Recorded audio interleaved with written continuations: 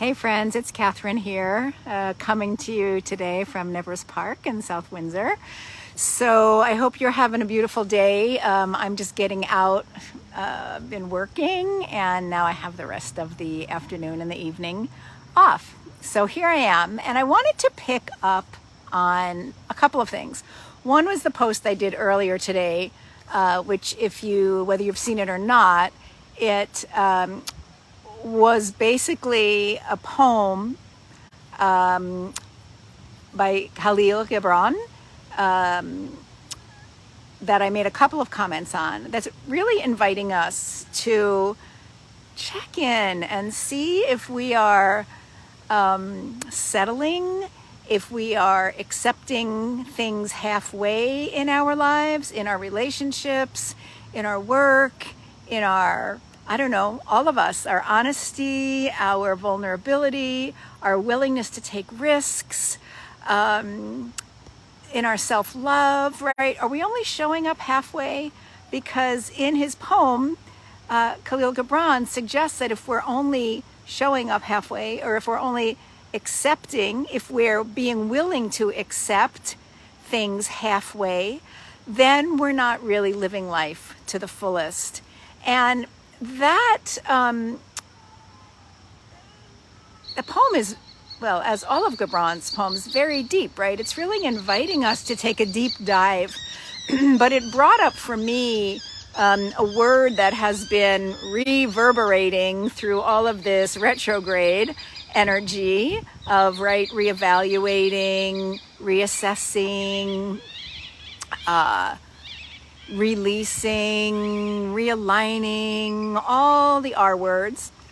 And that is the word remember or remembering.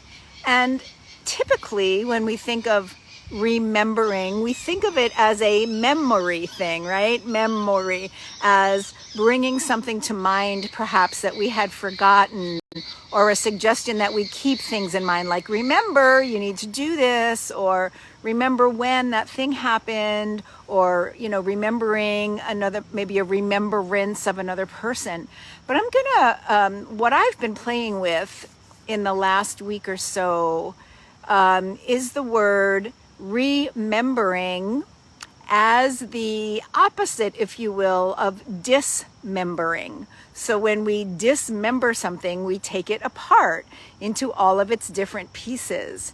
And so I've been playing with the idea of remembering as literally sort of reassembling, right? Bringing our members, bringing all of our parts back together.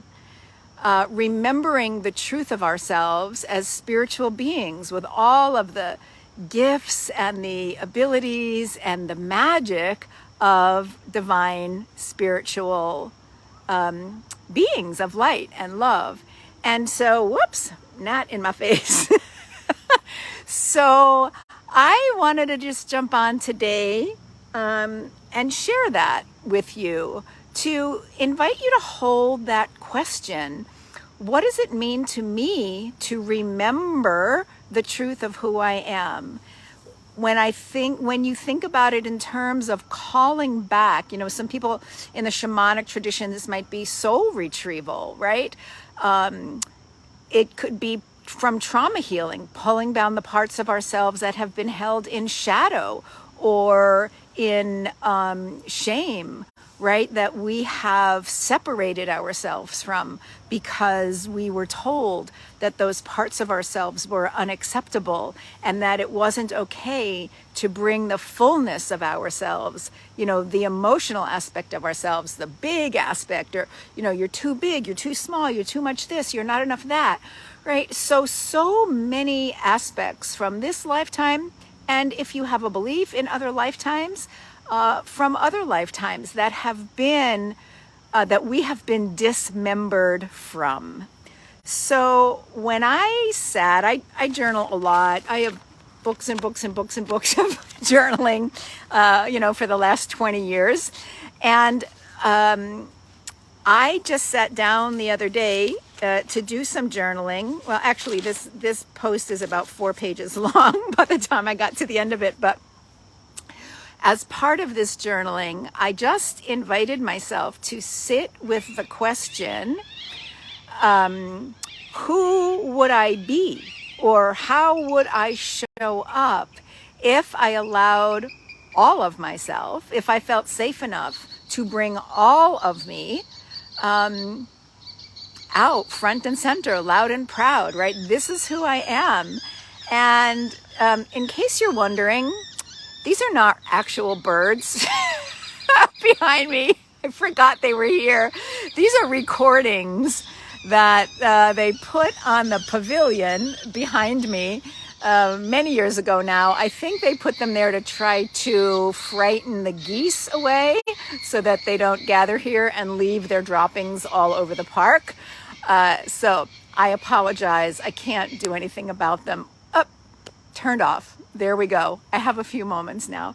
So I'm going to just share with you what came to me very quickly when I started journaling in response to my question to myself. Who would I be, or how would I show up if it felt safe, if I felt safe enough to bring all of me front and center?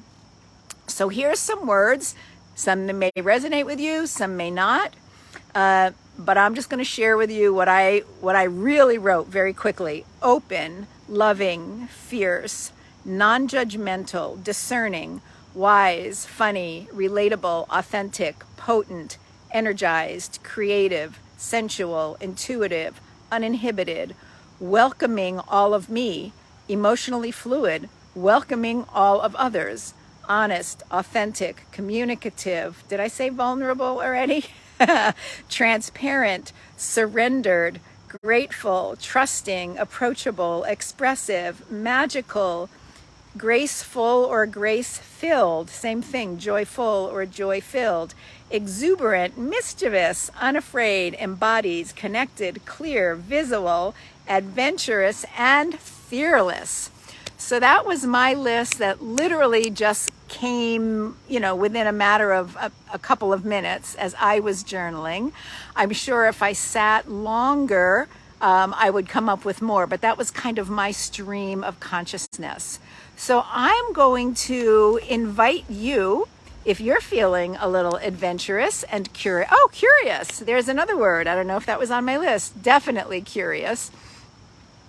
That I would ask you to just sit quietly for a few moments, drop into your heart, feel your roots going down through your legs and your feet, connecting you to the ground, connecting you to the earth, and then just invite yourself into the question, who would I be, or how would I show up if I felt safe enough to let all of me be seen, be visible, right? Feel valued.